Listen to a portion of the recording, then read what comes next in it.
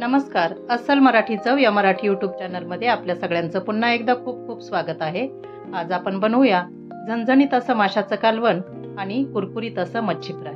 त्यासाठी बघा हा मी 1 किलो रोहू मासा घेतलेला आहे। तो छान असा स्वच्छ करून 2-3 पाण्याने व्यवस्थित धुवून घेतलेला आहे।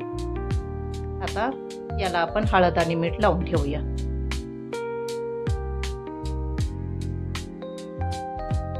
छोटे चमचे 2 चमचे हळद टाकली।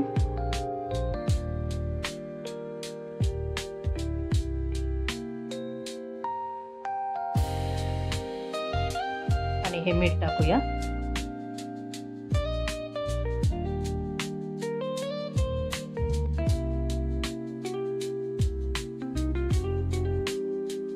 आता हे हळद आणि मीठ या माशांच्या पीसला आपण व्यवस्थित असं छान असं मिक्स करून घेऊ। या पद्धतीने बघा पूर्ण मासे हळद मिठाने असे कव्हर झालेले आहेत। तर आपण आता याला अर्धा तास छान असं झाकून ठेवूया।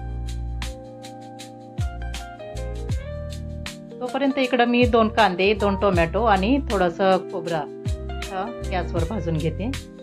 जाळीवर ठेवलेलं आहे ते छान असं भाजून घेऊ आपण। या अशा पद्धतीने कांदा टोमॅटो खोबरं भाजून घेतल्याच्या नंतर आपला रस्सा जो आहे तो एकदम छान असा चवदार होतो। हे भाजून झालेलं आहे बघा।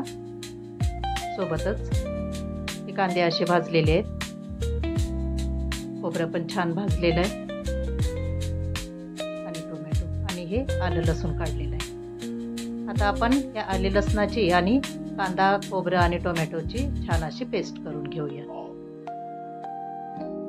ही पेस्ट झालेली आहे तयार। या आले लसणाची पण पेस्ट करून घेतली। इकडे आपण पातेलं गरम करायला ठेवलेलं आहे।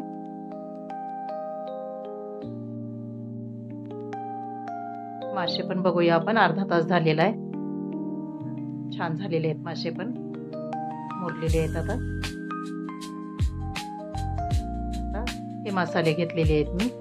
हे लाल तिखट आहे, काळा मसाला आणि हा फिश करी मसाला। पातेल्यामध्ये तेल टाकलेलं आहे। तेल छान असं गरम होऊ द्यायचंय आणि या गरम झालेल्या तेलामध्ये कमी गॅस करून आपण हे सगळे मसाले टाकणार आहेत।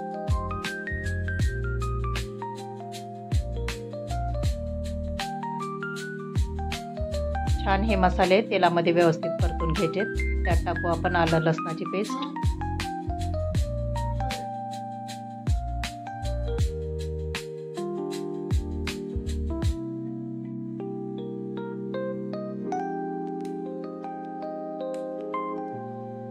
आलं लसणाची पेस्ट छान अशी तेलामध्ये परतून झालेली आहे। आपण हे वाटण केलेलं आहे ते वाटण आता याच्यामध्ये टाकू। थोडंसं ठेवूया आपण, हे फ्राय करण्यासाठी लागणार आहे।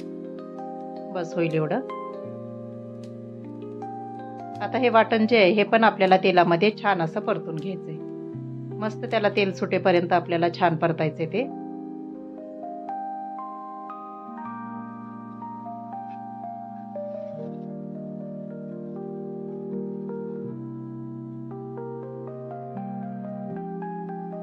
मसाले तेलामध्ये छान असे परतून झाले की आपल्या भाजीला चव ही खूप छान येते।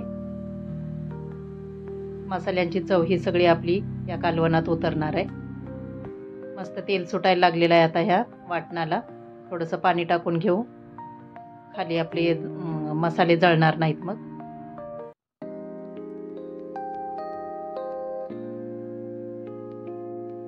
गॅस हा आपल्याला एकदम कमी ठेवायचा आहे। या वेळेला कमी गॅसवरच आपल्याला हे सर्व वाटण जे आहे ते छान असं परतून घ्यायचंय। बघा किती छान असं तेल बाजूला सुटलेलं आहे याचं। मस्त असा कलर पण येणार आहे आपल्या भाजीला।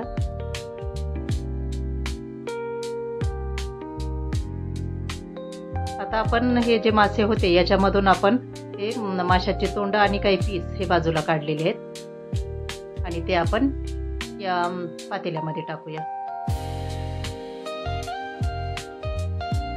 छान त्याला परतून घेऊ।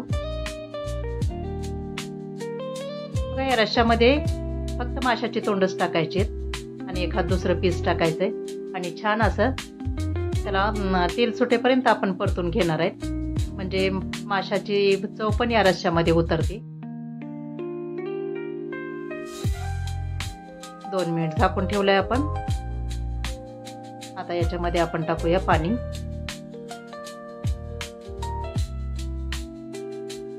आपल्याला जेवढ्या प्रमाणामध्ये रस्सा करायचा आहे त्या प्रमाणामध्ये आपण पाणी टाकून घेऊ याच्यामध्ये.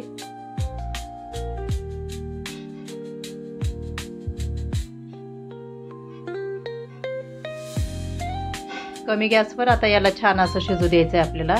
मीठ टाकू चवीपुरतं.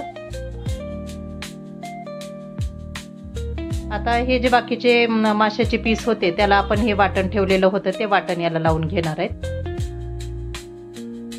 हे असं.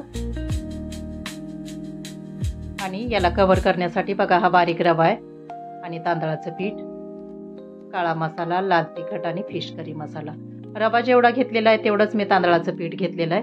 हे सगळं आपण आता छान असं मिक्स करून घेऊ. त्याच्यामध्ये थोडंसं मीठ टाकूया.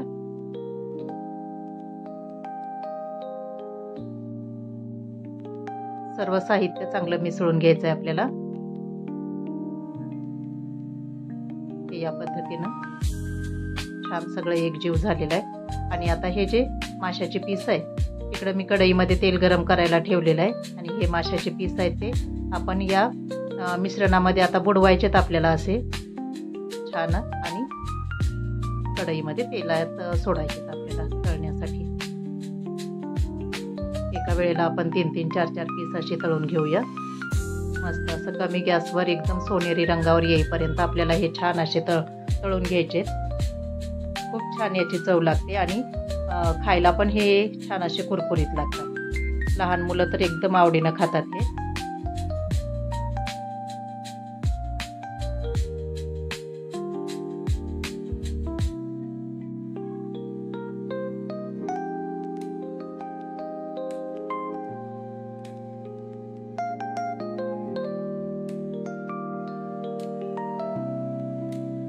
छान असे सोनेरी रंगावर येईपर्यंत आपल्याला तळून घ्यायचे.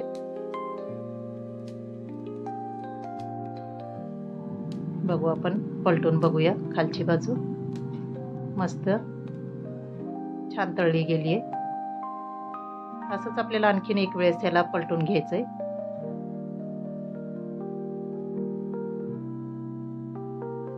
तळायला मी तेल थोडंसंच टाकते कारण की हे तेल नंतर आपल्याला वापरता येत नाही.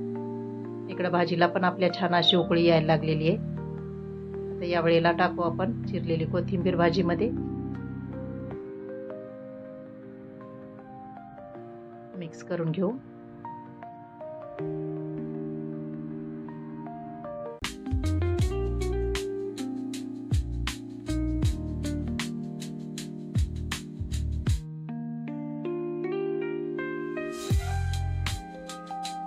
एक वेळेस पलटून घेऊ आपण हे माशाचे पीस परत.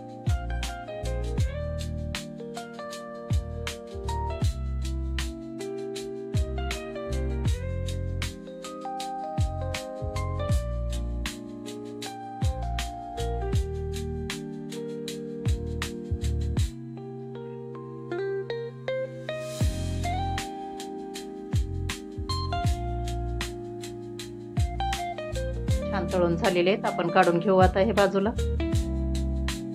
एका प्लेटमध्ये काढते मी हे. अजिबात तेलकट होत नाहीत हे मासे.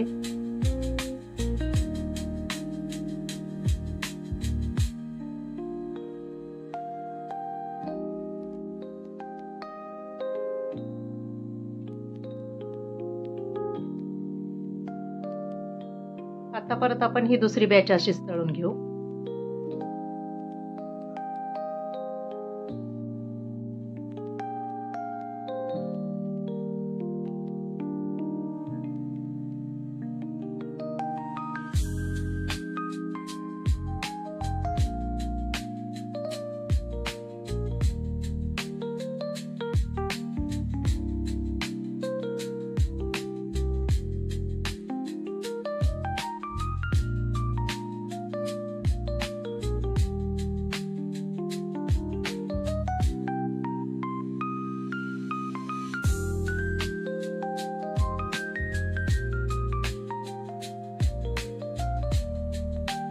कलर किती सुंदर दिसतोय. पलटून घेऊ आपण.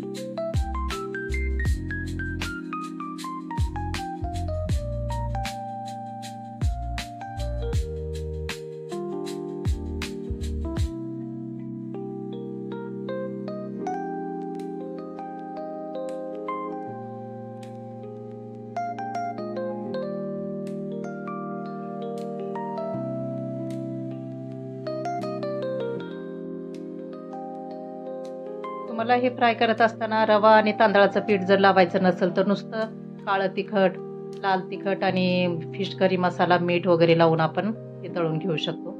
पण ज्यावेळेस आपण हे रवा आणि तांदळाचं पीठ लावतो ना त्यावेळेस छान असे कुरकुरीत होतात. बघा, तर आपलं हे असं झणझणीत असं माशाचं कालवण आणि कुरकुरीत असं हे मच्छी फ्राय आपलं तयार आहे. मस्त हे कालवण आहे, लिंबू आहे, कांदा आहे. अशा पद्धतीनं आपला हा बेत झालेला आहे. तर माझा व्हिडिओ तुम्हाला कसा वाटला ते मला नक्की कमेंट करून सांगा. व्हिडिओ आवडला असल्यास लाईक करा, शेअर करा आणि सबस्क्राईब करा. थँक्यू.